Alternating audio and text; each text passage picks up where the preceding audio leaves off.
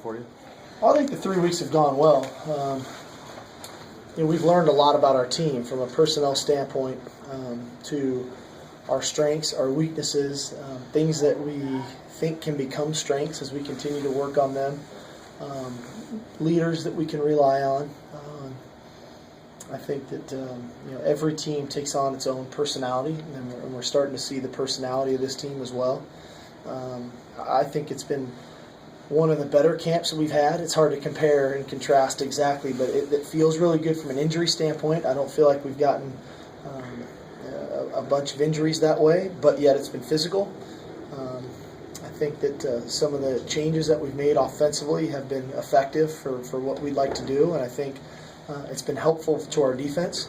I think we have a versatile team, one that can play a variety of styles. In essence, we can play the pound you, grind you out against the physical teams, and I think we have the athleticism and the schemes to play against the athletic spread teams. And so I'm encouraged by the first 3 weeks. We have one more week to go to get prepared to play, and which is always needed when you start looking at the game plan and the details of the game plan and the nuances of things. We definitely need to work on that.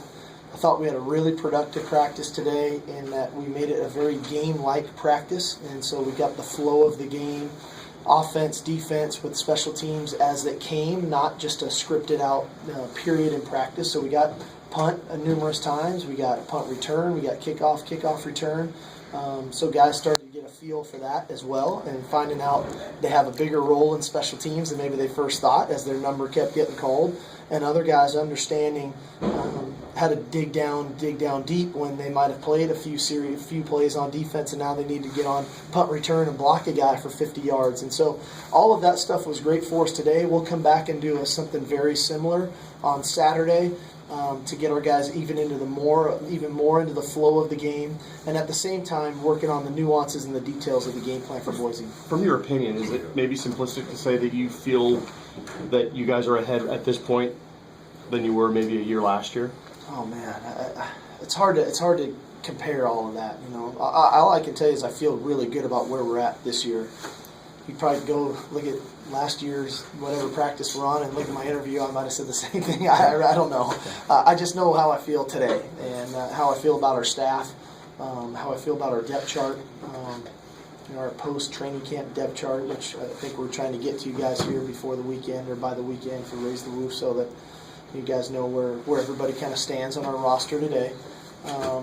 But all in all, I feel good about where we're at. I feel good about the depth on this team, better than last year. I can tell you that. And obviously last year at this time, we had dealt with a great deal of injuries, especially up front on the offensive line. We'd already lost Jamora at this point. We'd already lost Deontay Cooper at this point.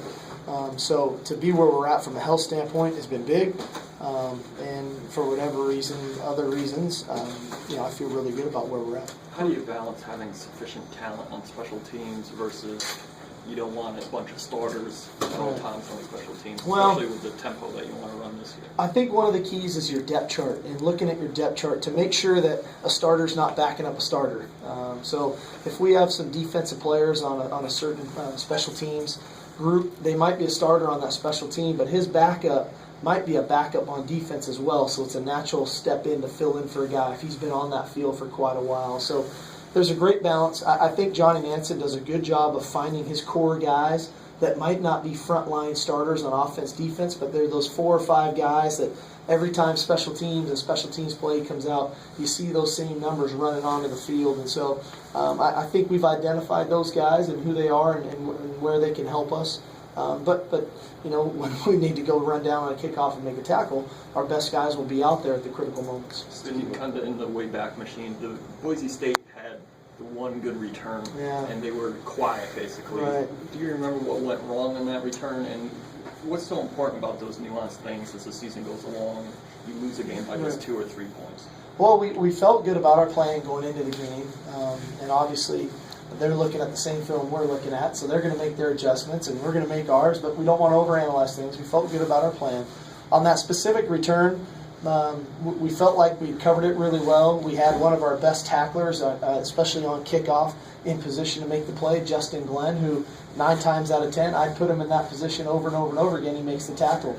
they had a really good returner who made a miss. You know, he made a miss, and then he was able to scoot down the sidelines for, I think, to our 42-yard line or something like that. So things happen. Football happens. You know, when they're physical errors, I could live with it. And that was just a physical error. It wasn't somebody out of alignment or somebody that went around the block or something. It was just their guy made our guy miss, and that's going to happen sometimes. Sticking on special teams, is Coons separating himself still a little bit? Yeah, I would imagine if we were playing a game Saturday, which in our mock game, Travis will kick field goals, Cameron will kick off for us, and then depending on the situation, you'll see Durkee and Coons doing some punt stuff. You know, that one's not as solidified yet, but definitely the kicking aspect of it is pretty solidified. Is that kind of based on maybe like a coffin corner type kick situation as opposed to a regular? Well, I think it's power. I think it's accuracy. I think it's wear and tear on Travis as well.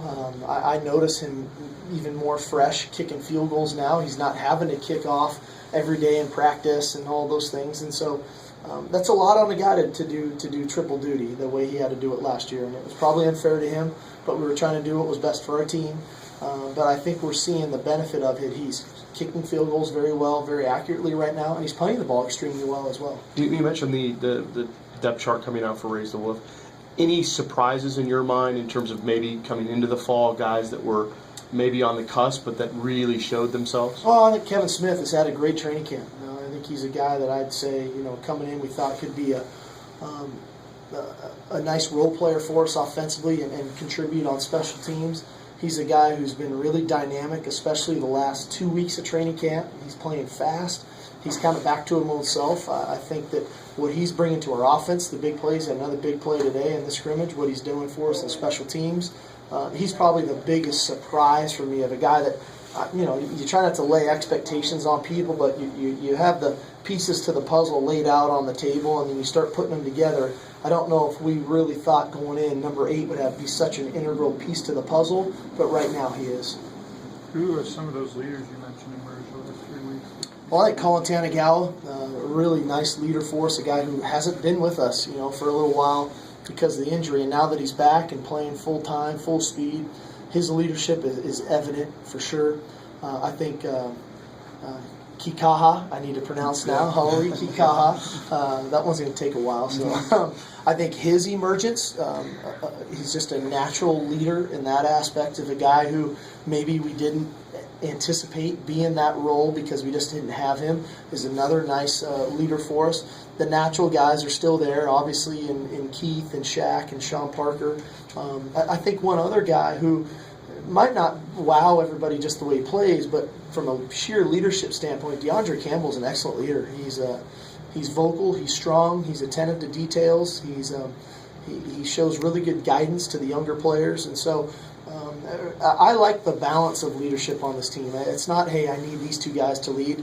It's pretty well spread out, our locker room, and that's a good thing. Is Holy back to, you can give him any responsibility on the defensive line, or is he still kind of ramping up? No, he's playing great. We're giving him multiple responsibilities. He's playing all over the place. He's doing nice things, rushing the passer, defending the run, dropping into coverage. So we're thrilled to have him back. I think he's a real key component to our defense. So when you talk about how